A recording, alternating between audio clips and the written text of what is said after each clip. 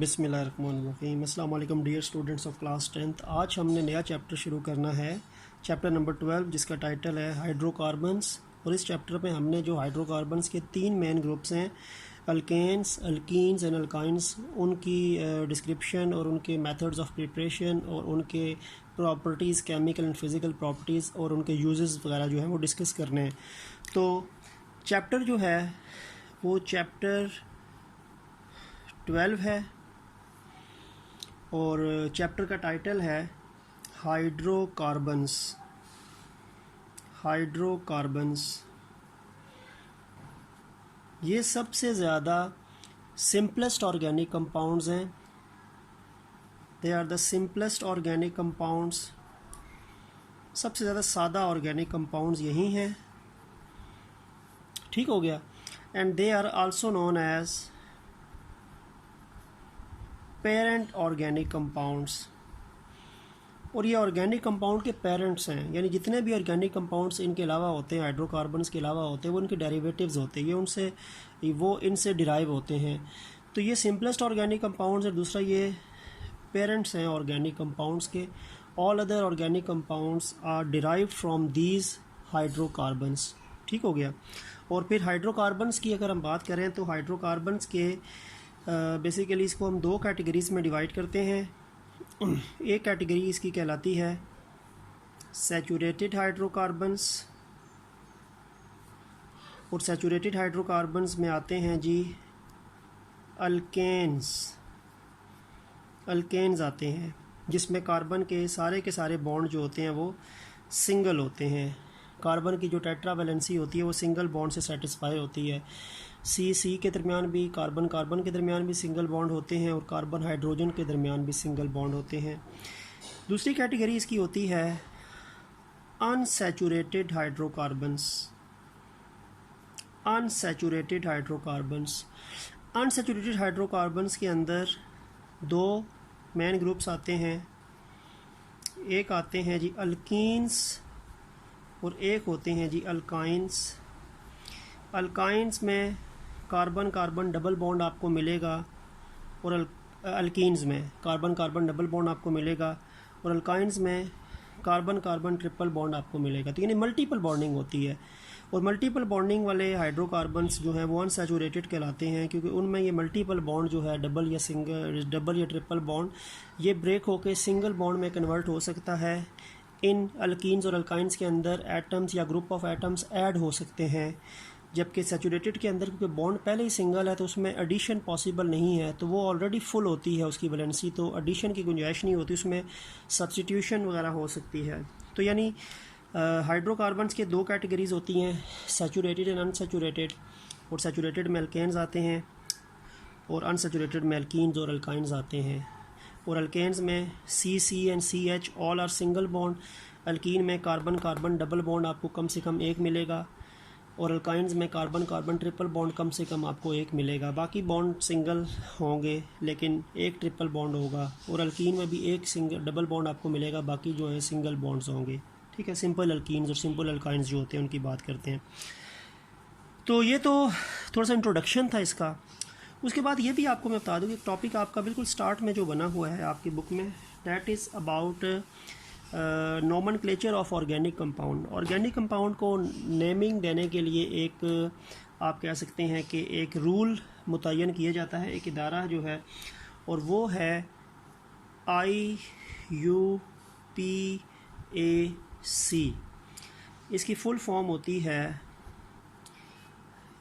International union of pure and applied chemistry. International union of pure and applied chemistry. अच्छा, ये जो एक इदारा है, ये दरअसल काम क्या करता है? ये जो इदारा है, ठीक है, एक आप कह सकते हैं यूनियन है बेसिकली, जैसे तंजीम होती है, और इसका काम ये होता है कि ये जो ऑर्गेनिक कंपाउंड्स होते हैं उनको नेमिंग या नोमेनक्लेचर जो होता है वो डिसाइड करता है। Nomenclature of organic compounds. Nomenclature का मतलब होता है रूल्स ऑफ गिविंग नेम्स, नाम देने के जो मुख्तलिफ रूल्स वज़ा करता है वो ये दायरा करता है। और आपको मैं ये भी बता दूँ कि ऑर्गेनिक कंपाउंड जो है ये मिलियंस टाइप्स के होते हैं। There are million types of organic compounds, millions categories हैं इनकी, लेकिन एक ऑर्गेनिक कंपाउंड का नाम दूसरे ऑर्गेनिक कंपाउंड में रिपीट नहीं होगा।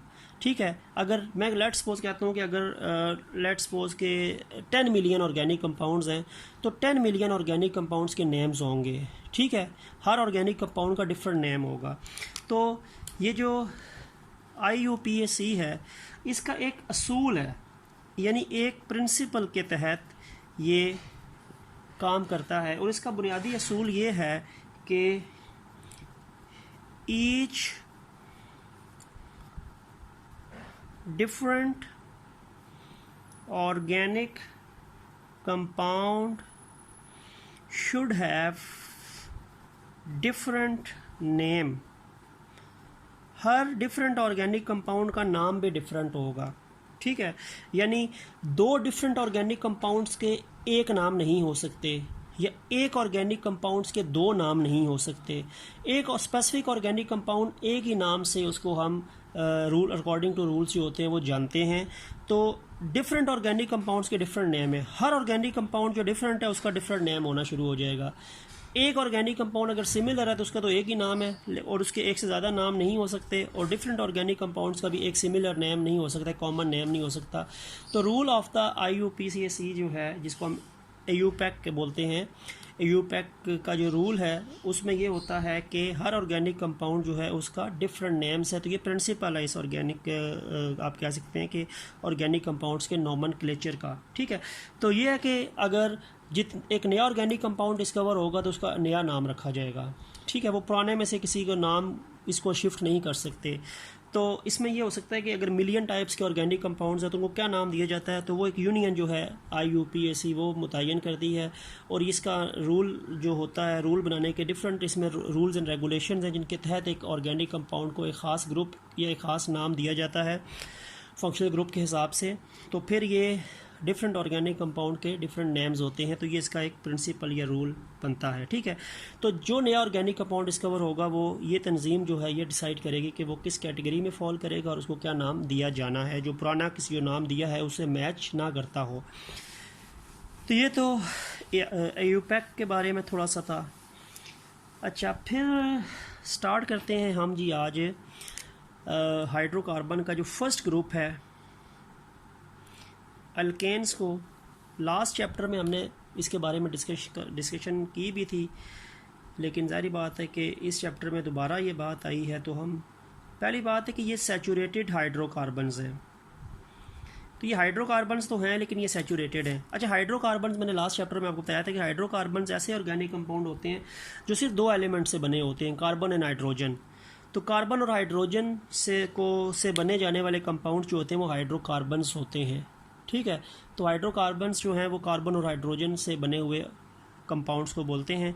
और उसमें फिर अगर सैचुरेटेड हाइड्रोकार्बन्स की हम बात करें तो वो फिर उसमें अल्केन्स आते हैं। और अल्केन्स का जनरल फार्मूला होता है CnH2n+2। इस फार्मूले के तहत अल्केन के जितने भी कंपाउंड्स हैं वो बनाए जाते हैं। और इसमें जो n है, नंबर ऑफ़ कार्बन है, वो 1 से शुरू हो जाता है। कार्बन का नंबर जो है वो 1 से स्टार्ट हो जाता है। ठीक है, तो इस रूल के मुताबिक अगर कार्बन 1 है तो हाइड्रोजन देखें 1 का डबल 2, 2 + 2 4, ये फर्स्ट मेंबर इसका बनेगा। कार्बन 2 है तो इस फार्मूले के मुताबिक H6 हो जाएगा। C3 है H8 हो जाएगा। C4 है तो H10 हो जाएगा। C5 है H12 हो जाएगा। C6 है तो H14 हो जाएगा। C7 है तो H16 हो जाएगा। C8 है H18 हो जाएगा। C9 है तो H20 हो जाएगा। C10 है तो H22 हो जाएगा। ये सारे जो कार्बन के मैं नंबर लिख रहा हूँ साथ हाइड्रोजन के नंबर लिख रहा हूँ, ये सारे के सारे इस पे बेस करते हैं, इस जनरल फार्मूला पे बेस करते हैं। तो अल्केन्स को हम जनरल फार्मूला जो है CnH2n+2 उससे इसके जितने भी कंपाउंड्स हैं उनकी फॉर्मेशन होती है और इसमें जो n है वो 1 से स्टार्ट हो जाता है। ठीक है, अच्छा, अब इसमें जो फर्स्ट मेंबर है जिसमें कार्बन का नंबर 1 है तो हाइड्रोजन का 4 होगा। इस कंपाउंड का नाम जो है ये हमने डिस्कस पहले भी किया हुआ है, मीथेन। इसको मीथेन बोलेंगे। सेकंड कार्बन 2 वाला जो होता है अल्केन, ईथेन। कार्बन 3 वाला प्रोपेन। कार्बन 4 वाला अल्केन जो है ब्यूटेन। कार्बन 5 वाला पेंटेन। कार्बन 6 वाला हेक्सेन। कार्बन 7 वाला हेप्टेन। कार्बन 8 वाला ऑक्टेन। कार्बन 9 वाला नोनेन। कार्बन 10 वाला डीकेन। आप कार्बन 11 12 आगे भी लेके जा सकते हैं, फार्मूला बस आपने रखना है CnH2n+2।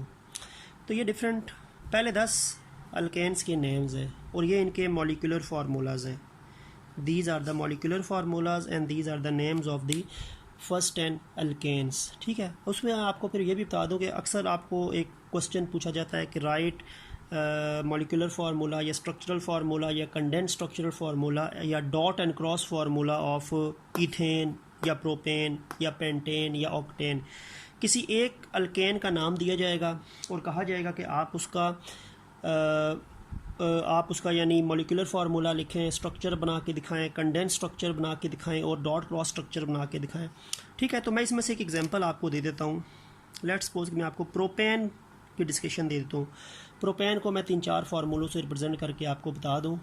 ठीक है, तो प्रोपेन जो है ना C3H8, ये कंपाउंड जो है ये प्रोपेन है, अल्केन का थर्ड मेंबर। और ये जो C3H8 लिखा हुआ है ना, ये बेटा इसका कौन सा फार्मूला होता है? मॉलिक्यूलर फार्मूला होता है। This is basically the molecular formula of propane. ठीक है, अब इसका स्ट्रक्चरल फार्मूला, स्ट्रक्चर 3 कार्बन है, 3 कार्बन मैंने बना दिए। अब ये अल्केन है तो सारे बॉन्ड सिंगल होंगे, कार्बन कार्बन में सिंगल बॉन्ड होंगे। अब पहले कार्बन का 1 बॉन्ड है तो ये 3 बनाएगा, दूसरे के 2 हैं 2 बनाएगा, तीसरे का 1 है तो 3 बना देगा।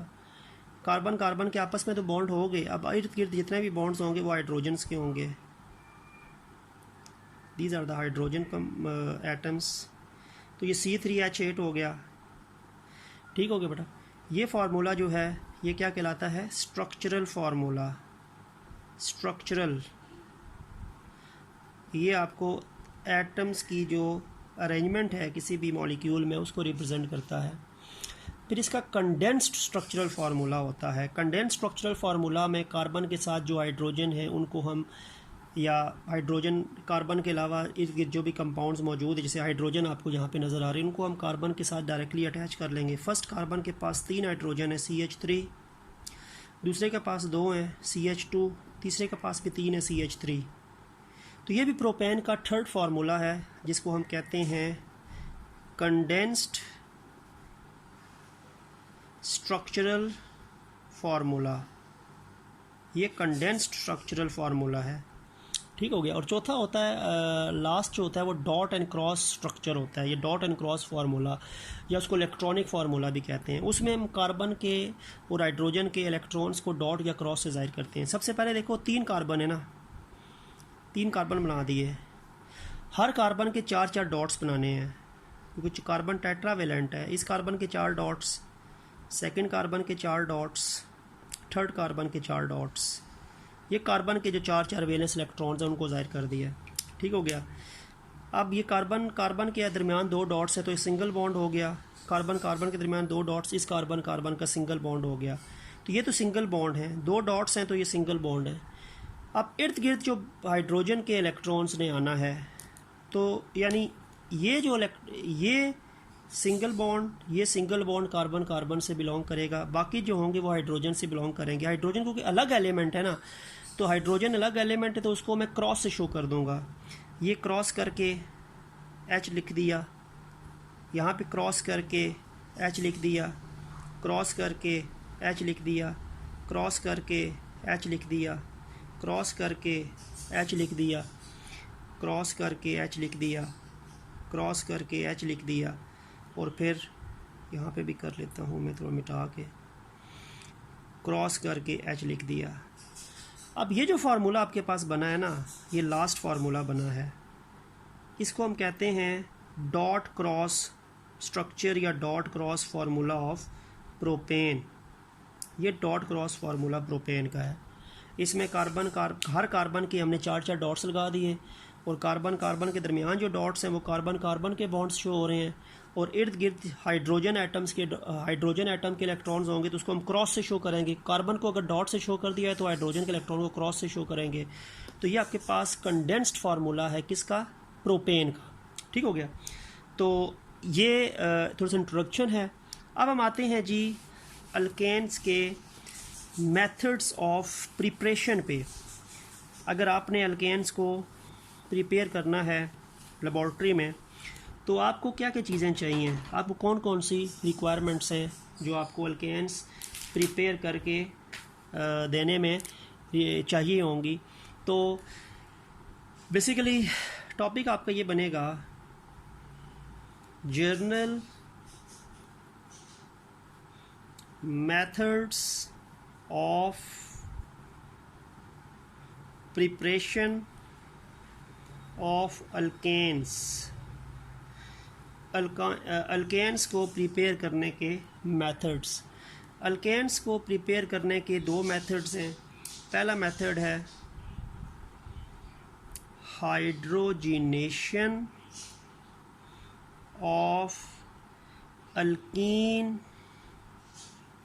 And alkynes.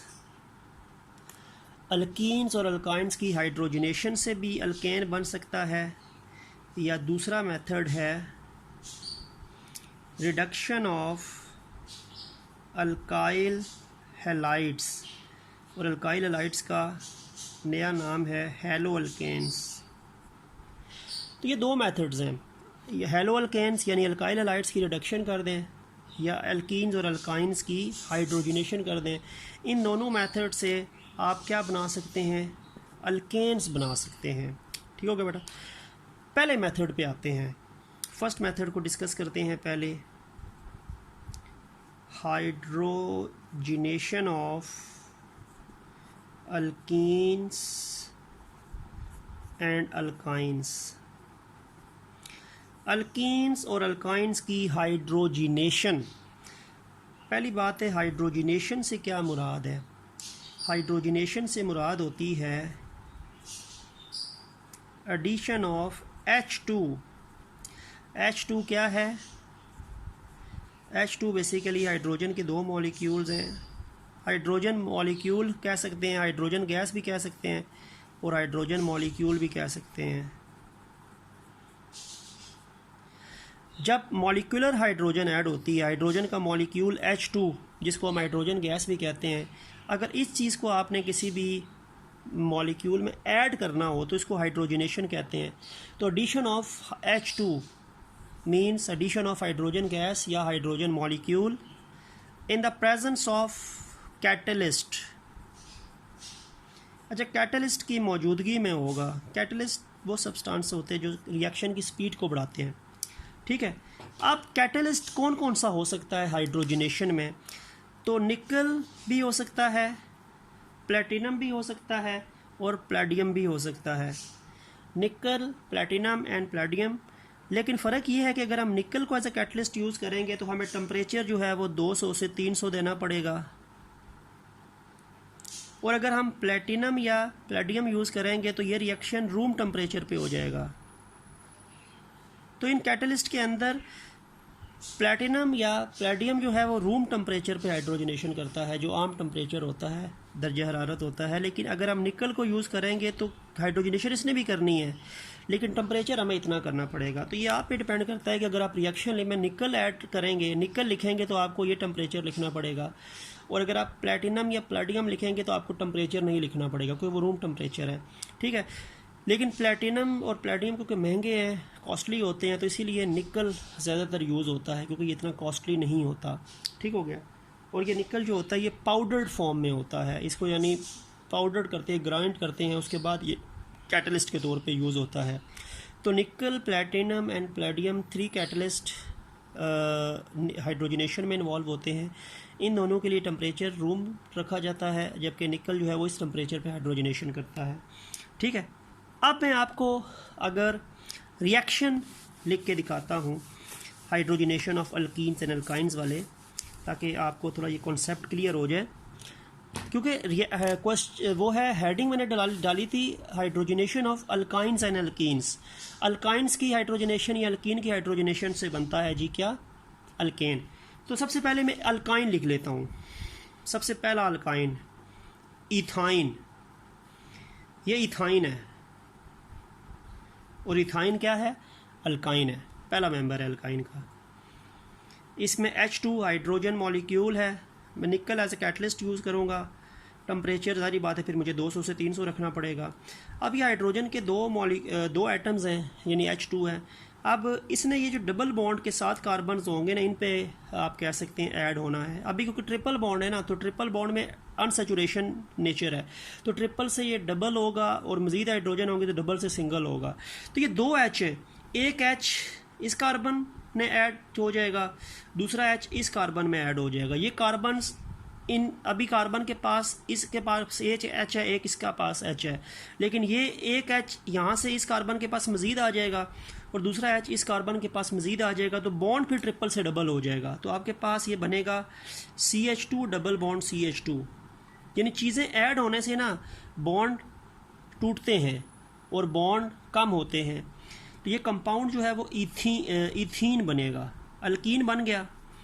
अल्काइन के अंदर 2 हाइड्रोजन के एटम्स, यानी 2 हाइड्रोजन का जो मॉलिक्यूल है वो अटैक करेगा, ट्रिपल बॉन्ड पे अटैक होता है। तो ट्रिपल बॉन्ड के साथ जो कार्बन है एक इसके पास आ जाएगा, दूसरी ट्रिपल बॉन्ड के साथ जो कार्बन है दूसरा हाइड्रोजन उधर आ जाएगा। तो 1 hydrogen become the part of this carbon which is attached with triple bond, and other hydrogen atom becomes the part of this carbon which is also a part of triple bond। तो triple bond के साथ साथ जो carbons होंगी ना उनमें hydrogen add होना है, और यहाँ पे ट्रिपल बॉन्ड के साथ 2 ही कार्बन्स है, तो एक हाइड्रोजन इस कार्बन के पास आ जाएगा, वहाँ पे आ जाएगा। तो ये CH2 double bond CH2 bond triple से डबल हो जाएगा, क्योंकि इनके पास अगर एक एटम का इजाफा हो गया ना, तो एटम का जब इजाफा होता है तो उस वजह से क्या होता है, एक एटम के इजाफे के साथ इनके बॉन्ड को ट्रिपल से डबल होना पड़ता है। ठीक है, तो ये आपके पास जो है वो बन गया इथीन बना, अल्कीन बना। और फिर मैं अल्कीन की मज़ीद हाइड्रोजनेशन हो सकती है। अब अल्कीन में मज़ीद हाइड्रोजन आएंगे, क्योंकि ट्रिपल से डबल हुआ, डबल से सिंगल हुआ, अब ये इथीन बन गया। अब फिर इस कार्बन डबल बॉन्ड के पास एक कार्बन ये है, दूसरी के पास कार्बन, तो एक H इस कार्बन के पास आ जाएगा, दूसरा H इस कार्बन के पास आ जाएगा।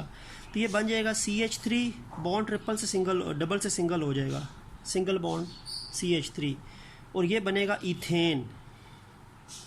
और इथेन क्या है, अल्केन है।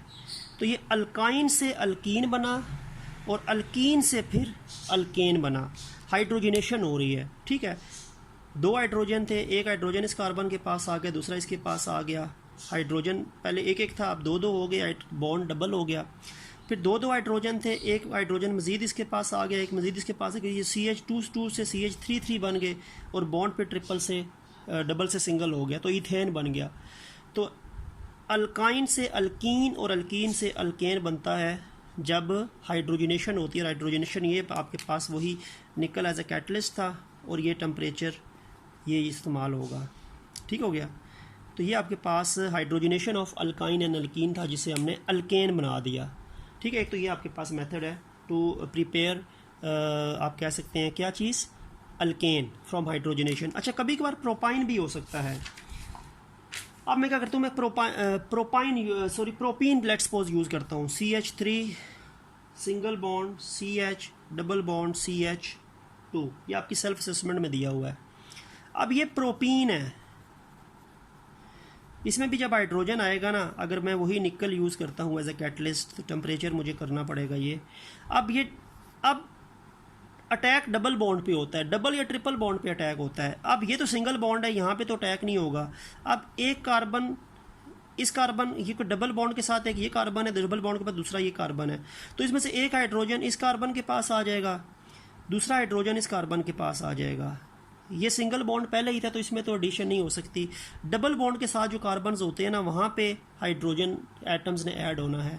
तो अब होगा क्या, CH3 वो वैसे ही रहेगा, सिंगल बॉन्ड वैसे ही है, वो CH2 हो जाएगा क्योंकि एक हाइड्रोजन इधर आ गया, बॉन्ड डबल से सिंगल हो जाएगा और ये एक कार्बन के पास मज़ीद हाइड्रोजन आ गया तो ये CH3 बन जाएगा, तो ये प्रोपेन बन जाएगा।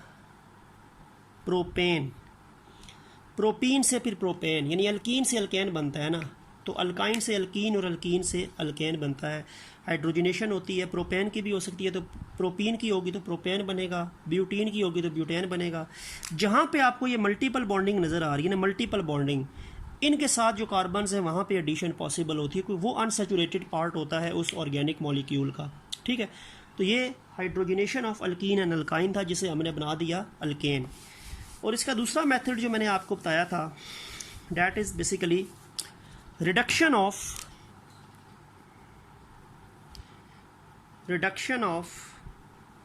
alkyl halide, which is also known as haloalkane।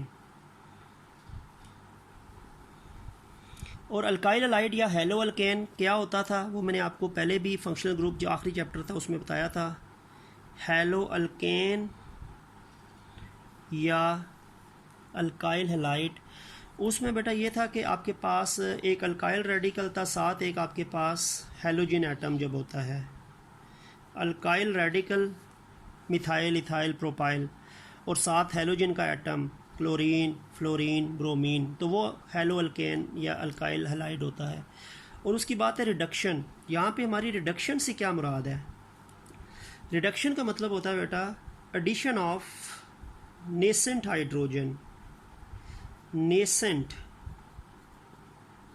Hydrogen,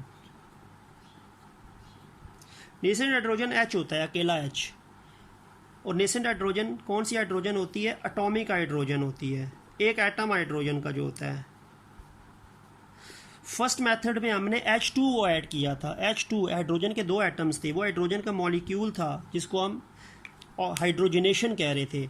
यहाँ पे हमने H हाइड्रोजन एटम्स को ऐड करना है, यहाँ पे हमने हाइड्रोजन एटम को ऐड करना है जो अकेला H होता है, H2 नहीं होता। तो अकेला H नेसेंट हाइड्रोजन कहलाता है या एटॉमिक हाइड्रोजन कहलाता है।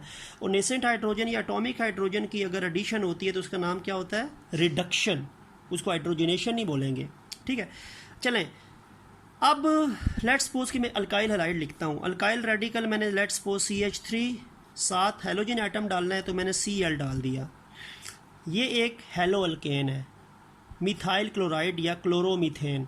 ठीक है, दो नाम हैं इसके, मिथाइल क्लोराइड भी कह सकते हैं या क्लोरोमीथेन भी कह सकते हैं। ठीक हो गया। इसमें नेसेंट हाइड्रोजन, अच्छा नेसेंट हाइड्रोजन जो है ना ये H ब्रैकेट में लिखते हैं, अकेली हाइड्रोजन जो है, लेकिन ये हाइड्रोजन के दो एटम्स हैं और ये दो आइटम्स को बनाने में रिएक्शन किस किस का होता है? Zn और HCl का। Zn जिंक और हाइड्रोक्लोरिक एसिड के मिलने से ये नेसेंट हाइड्रोजन बनती है। ठीक है, यानी this nascent hydrogen is basically formed by the reaction of zinc metal and hydrochloric acid. तो हाइड्रोक्लोरिक एसिड या और जिंक के रिएक्शन से आपके पास नेसेंट हाइड्रोजन के दो एटम्स बनते हैं। ये H2 नहीं है, H2 होता तो हाइड्रोजन का मॉलिक्यूल होता है, ये 2H है। हाइड्रोजन के दो एटम्स अलग अलग हैं, यानी ये H अलग है, ये H अलग है, ये दोनों अलग अलग हैं। जब दोनों अलग अलग होंगे ना तो इनको मैं 2H लिखूंगा। अगर ये दोनों कंबाइन हो जाते तो मैं H2 लिखता। तो ये दो H अलग अलग है तो इनको मैंने 2H सिंपल सेपरेट फॉर्म में यानी 2 और ब्रैकेट में H लिखा है। तो ब्रैकेट में जो H होता है ना वो नेसेंट हाइड्रोजन को ऐड करता है, और साथ 2 का मतलब है कि ये दो एटम्स हाइड्रोजन के लेकिन अभी मिले हुए नहीं हैं। अब इसमें होगा क्या? अब इसमें ये होना है कि इसमें से, क्योंकि अभी तो कार्बन जो है ना इसके तो 4 बॉन्ड पूरे हैं, इस कार्बन के क्या हैं? इस कार्बन के आपके पास इस कार्बन के 3 बॉन्ड हाइड्रोजन से बने हैं और 1 बॉन्ड क्लोरीन से बना है, यानी कार्बन के 4 बॉन्ड पूरे हैं। अब करना क्या है हमने कि एक आध चीज़ यहाँ से निकलेगी तो फिर नेसेंट हाइड्रोजन यहाँ पे आएगा ना। यहाँ पे कार्बन की टेट्रावैलेंसी पूरी है, इसको मैं ऐसे कह सकता हूँ CH3Cl। ये कार्बन के 4 बॉन्ड पूरे हैं, 3 हाइड्रोजन के साथ है, क्लोरीन के साथ है। अब होगा बेसिकली क्या, यहाँ से ये क्लोरीन का एटम जो होगा ना ये निकल जाएगा और वहाँ से एक हाइड्रोजन का एटम आके इसको रिप्लेस करेगा, क्लोरीन निकलेगा, हाइड्रोजन का एटम उसको रिप्लेस करेगा, ऐसे सिचुएशन होगी। तो एक ये 2 H है ना, इनमें से बेटा होगा क्या, इनमें से ये जो 2 H आपको नज़र आ रहे हैं, इनमें से एक H जो है वो इस कार्बन का हिस्सा बन जाएगा, और ये जो Cl है ना यहाँ से, ये निकल के यहाँ से दूसरे हाइड्रोजन का हिस्सा बनेगा। तो one of the hydrogen atom becomes the part of one of the hydrogen atom becomes the part of CH3, और फिर उस CH3 से जब H मिलेगा तो CH4 हो जाएगा, कार्बन के 4 बॉन्ड पूरे हो जाएंगे। तो फिर यहाँ से क्लोरीन को निकलना पड़ेगा, क्लोरीन यहाँ से निकलेगा और वो दूसरे H से मिलके HCl बना देगा। तो आपके पास रिजल्टेंटली कंपाउंड बनेगा, CH3 में H आ गया तो CH4, Cl उसने रिलीज़ किया, Cl दूसरे H से मिलेगा तो क्या बन जाएगा, HCl। तो ये आपके पास क्या बना, ये आपके पास मीथेन बन गया, जो क्या है, अल्केन है। तो ये आपके पास क्लोरोमीथेन था, और क्लोरोमीथेन या मिथाइल क्लोराइड अल्काइल हलाइड है, उसके अंदर एक हाइड्रोजन का एटम आएगा, addition of hydrogen atom, reduction हो रही है, एक हाइड्रोजन एटम उसमें आएगा तो वो मिथाइल से मीथेन बन जाएगा। फिर उसे मजबूरन इस क्लोरीन को यहाँ से रिलीज़ करना पड़ेगा, क्योंकि क्योंकि हाइड्रोजन आ गया ना, हाइड्रोजन तब भी आएगा जब क्लोरीन निकलेगा, तो क्लोरीन निकल जाएगा, हाइड्रोजन इसका हिस्सा बन जाएगा, तो मिथाइल से मीथेन बन जाएगा, अल्केन। और जो क्लोरीन यहाँ से निकलेगा वो दूसरे H से मिलेगा, H एटम से मिलके वो HCl बना देगा। तो इस तरह ये 2 मेथड्स हैं जो आपको अल्केन्स बनाने की तरफ बताते हैं, reduction of alkyl halide and first one hydrogenation of alkenes and alkynes. तो ये आज हमने general methods of preparation of alkanes तक किया है। नेक्स्ट लेक्चर में हम प्रॉपर्टीज़ डिस्कस कर लेंगे, केमिकल फिजिकल प्रॉपर्टीज़, और साथ उसके यूजेस अल्केन्स के। तो नेक्स्ट लेक्चर तक के लिए अल्लाह हाफिज़।